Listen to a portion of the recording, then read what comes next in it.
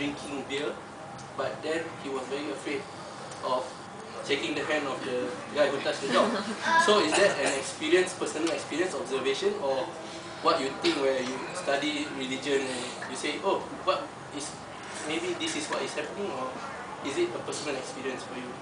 Yes, a lifetime experience, I would say. Because I like dogs, and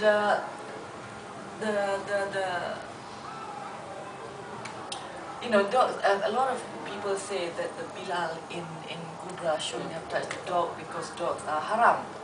And that is a clear indication that they never went to sekolah agama because dogs are not haram, they're najis, and a particular kind of mild najis. And then they say, yeah, but you know, they might be sweating, and even though the fur is dry, but the dog might be sweating. And that's an outrageously ignorant statement because dogs don't sweat through their paws, they sweat through their mouths.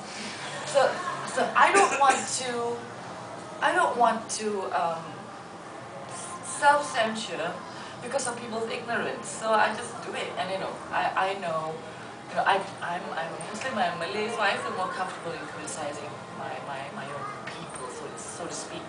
I think it's not so gentlemanly to criticize other people so much. I know many Malays who are so into dogs. It's okay if they have a drink somewhere and their dogs wakes and they, you know, I'm not saying all Malays are dogs wakes. But, you know, there's this double standard, so I wanted to bring it up and say, look, dogs are so, it's a puppy for heaven's sake, it's so cute. I don't know about you, I think anyone who believes in God looks at a puppy and you go, my God, you know, God really loves you to have made you look this beautiful, then how can you consider this something dirty? I thought that you like to flirt and then tease us with the things using whatever that you say. But I feel that tease us and cleverly, you know, and then you put the message message. That's what I like. It's nice, you know, to Yeah.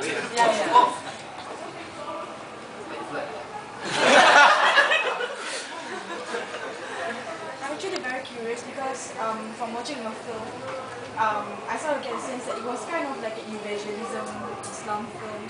And that's my interpretation. Evangelism. So it was a very strong Islamic agenda. I mean, maybe it's not your intention, but that's how I perceive it. I have no problems with that, but I'm really curious as to know why the Malaysian government actually, or censorship board, banned your films, because I would think that it would work to their favor in a way. They haven't banned it. There were one television censorship board got it, kept it for a long time, and then suggested I remove some things, including the title, and I refused. So they were supposed to pass it on to the main censorship board, and I don't know if they have. You know, if you don't like something, you try to keep it. So I wouldn't put my fingers completely on the main censorship board. And I think that the title and the religious aspect of the film is one huge red herring. I don't think the film is about religion at all. I think the film is about family. More specifically parents, and how everyone has experienced parents punishing them more than was justifiable. Everyone, including parents. And that one of the things that we have to do to grow up and have peace is to forgive our parents because they're not perfect, just as we will not be perfect to our children. I think the story is specifically about mothers and fathers, and it's not about. I think that message was actually lost on me because half the time, I mean, I'm a Muslim having problems with my own religion, so your quotes actually distracted me from the film. So that's how I actually kind of thought that Islam really figured strongly in your film as a religion message. Yeah. I suppose we react to a film depending on the palette that we have. Was it a film about religion for you, or a film about parents? I felt it was a film that was portraying personal stories and religion was anchoring it. I actually have a question for Brian. I'm sorry if I'm hogging the... No. I always do this every single director. Brian, I mean, when you actually held the Quran, I mean, even though you're acting, it's kind of like you're real thing in your hands and you're reading the script. How did the film, or does it even affect you in any way? On a personal level. Yeah, personal level. Honestly, not so much. I'll be honest. I'm actually a bit like the character of Brian, in the sense that I'm not particularly religious in any way. I do have an appreciation of different religions and what they try to teach and the message that each has. But as far as like affecting me personally, I don't think so. He doesn't think much of this God thing. Like he was really a good actor then, because after that I kind of feel as if like personally his character actually changed after meeting the two girls, and he's really, I mean, I kind of really felt it. One last question: the allusion to National University of Singapore, it was kind of like mentioned quite a few times, a lot in your film. So why that specific university? This is very near.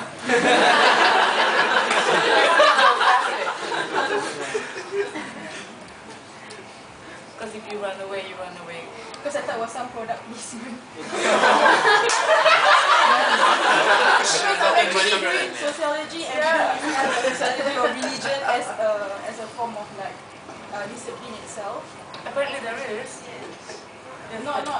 There is sociology. But I think you'd be really, really disappointed to know that the professor behind it isn't exactly dynamic as how the film was. So I was really, really tickled by that. Yeah. I should charge them. There was a very short scene of his character going out of the Did he go back? I think he had papers on him to find out for her. I think he was trying to find a way for her to stay, not go to Singapore. But he had all this unnecessary information about UIA, IBUM, and she was listening because she was being points in there. Your movies always end with Did it end with someone? as in like Oh yeah, Sempe on the school, yeah. Cobra. it's always like No, he's asking me all my films end with someone on the phone. I hadn't thought about it. Yeah.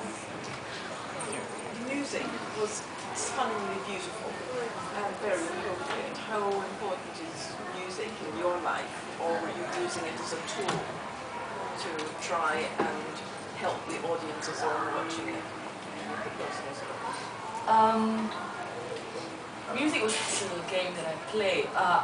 My father was a musician, and when we were kids, we had gramophone records of Mozart, Beethoven, Piramli, Asiachi, Bollywood, old Bollywood music, also Indonesian gamelan, and everything, Beatles, Rolling Stones, like the Rolling Stones of the Beatles. So all kinds of things, very eclectic. And when you're a child, music had no country of origin. Oh, I really like that piece, Dad, that you played. This one? No, that one's too fast. The second one, the Andante, that's really beautiful. And you don't know why, it's just a language of music. So I grew up not assigning nations to music, or even language. I just liked what I liked. So it's like, of course it's, on the surface of it, it's highly inappropriate to two Muslim girls and in Ipoh, and there is Dallas Wapache. But after a while, I figured I could be myself. I think Almodovar does it. But so I was playing a little game by myself. For example, with Sempe, I don't know whether you've seen it, but I played a piece from Lusaka, Song of the Moon. And my heroine was then hunting for her boyfriend all around town because there was some violence yesterday. Where is he now? And that piece from Bojack's Lusaka says, it's the mermaid pining for the human prince. Where are you now? We were sharing the room together, and now I can't find you. So I thought nobody would notice. And musically, it worked very well. But one Czech film